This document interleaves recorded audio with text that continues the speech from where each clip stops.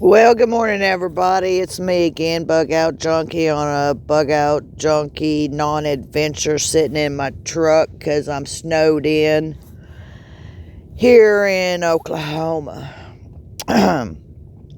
Just finished partaking in a live with Prepper Tribe. I really dig him and Nisi Tribe. They're good people. They've given me more shout outs, that I really like them. And his morning live is on point, always full of smiles and sunshine and happiness. The music, it puts me in a good mood, actually. And that's my go-to with my coffee. Now, of course, there's the lineup and everything, with all the other prepping channels and stuff. And I've started subbing to some new channels that have been popping up just like mine, because it's all about the support and the love in the prepping community, the survivalist community, and just this YouTube community in general. I've got my hunting stuff on because it's still really cold outside.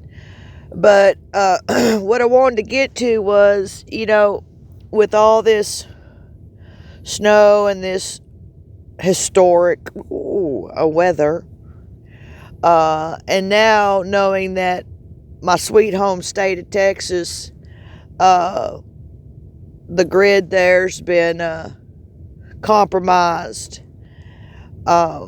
And it's a good sized grid. It's my understanding that they're pulling from other states and stuff.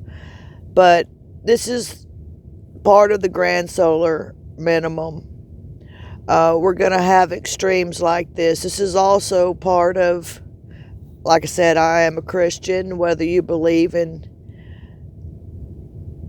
the word of the Bible or not. I would suggest just give it a try, read it, see what you think. Because all you have to do is to believe. John 3:16. But anyhow, people, I feel that one of the main things that we all need to be preparing for, and it is pretty obvious, hello, Captain,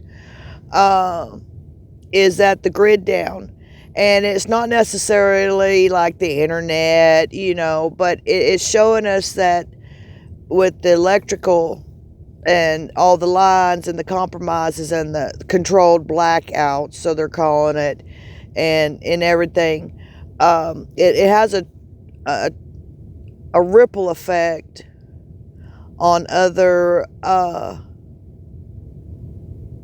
entities, such as our beef, which I don't eat beef. I'd rather eat possum than store-bought beef. Now, I'd like to go local and have it cut and killed and eat it that day if I could. But anyhow, that's another story.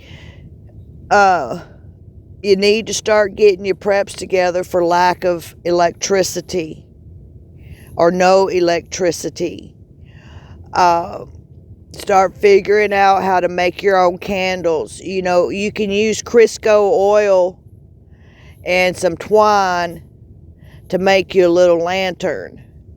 Oil does burn. Just make sure you do some research before you go out there and do this kind of stuff, because, you don't want to be the one that said, oh, it looked good, but everybody's having fun till they get an eyeball burnt out. Do some research on it. Educate yourself. Start taking responsibility that you're going to have to take care of yourself, because we see that the government is really not there to do that. Even local and state governments have no control over this weather. You can expect this kind of weather from here on out. It's not going to change. It's going to get worse. Okay, so you got two options. Well, maybe three. One is just to go by the seat of your pants, which I do not suggest because I don't like surprises and that brings surprises. The other is put your faith and trust in a power greater than yourself, which I prefer to call him God, Jesus Christ, and the Holy Spirit, and do the footwork and keep your eyes open because he's coming. The third thing is to prep. Really, the first thing should have been the second thing, but the third thing is to prep. We all prep. Either you pay your car insurance every month, you're prepping to have, in case you have an accident, and you hope that you don't. That's prepping. Hello. You buy laundry detergent. You do all these little things that can be considered prepping, but it's just a play on words, okay? So we got to take responsibility for keeping ourselves warm. Okay, we don't want to get in the mindset of the panic and things like that. Let's look at it for what it is. It's real. It's happening. It's been happening. We are in SHTF, and we have been for over a year now, just in little segments. See, they're not giving it all to us at one time. They don't have enough Vaseline. Excuse me for saying that. We're getting it in segments. I'm not doom and gloom. This is not nowhere about doom and gloom. It's called get your shit together and get it together now. Start educating yourself. Start reading the Word. The Word will show you the way. And all you have to do is believe. John 3:16. It's not complicated. It's okay. It's okay. He's got you. The reason why he's got you is because he's put into your heart to find ways to take care of yourself. Whereas before, maybe this time last year or even 2 years ago, you may not have even thought about prepping or the future or any of these things. But he's awakened you. He's awakened your spirit. The Holy Spirit is convicting you to do these things. So it's okay. Don't panic. God has got you. Okay? Just have faith. But do things. Get your stuff together. Learn how to make a fire. Learn how to heat your house. Go get a barbecue pit or build you a pit out there in your backyard. It's big enough to where if you have to, you can get around it and keep warm. Put a tent around it. Who knows? Invest in some winter clothes, some good winter clothes. Also, too, that goes to, we're fixing to come into the spring and summer, people. All right? You think this winter thing is just for winter? No. Expect some severe spring storms and some extreme summer heats. Okay? So, start thinking about that stuff. What you going to do? How you going to do it? I'm so happy for all my new subscribers. I appreciate y'all. I am a different sort, but then again, we all are because we're all made uniquely in his image. Okay, there's the answer to that question. I have,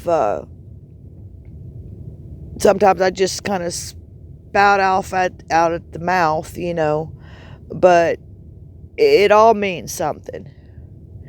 It's all for the education of preparing bushcraft. Now, of course, I can't do a whole lot of bushcraft right now, not out in this snow, because I was not prepared. See, my tent is an all-weather tent, but it's not a negative temperature tent. See, there's a big difference.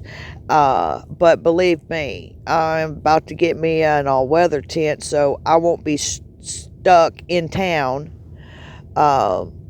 when this stuff continues to happen. I'll be bugging out, which I've been bugging out for a minute now, and my twist on the bug out is not necessarily what is being considered, I gotta get all my stuff and go right now. Well, I gotta get all my stuff and go right now happened for me last year. Simply because my options of working, feeding myself, and paying my bills was based on whether I took a vaccination or not. I chose not to. To me, I seen that as the beginning of the mark of the beast, because my ability to work was impeded, not by necessarily the government that rules, but the employer, which was backed and not denounced by the government. See, so that gives me an indication, some foresight, some discernment on things. My whole idea for the bug out junkie is because I am an ex-junkie. Okay, there's no shame in that word.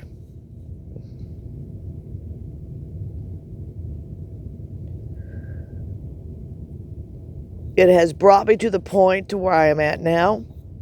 I'm a strong, independent woman. I can be out there in the bush and I can do bushcraft. I have absolutely no doubt about that.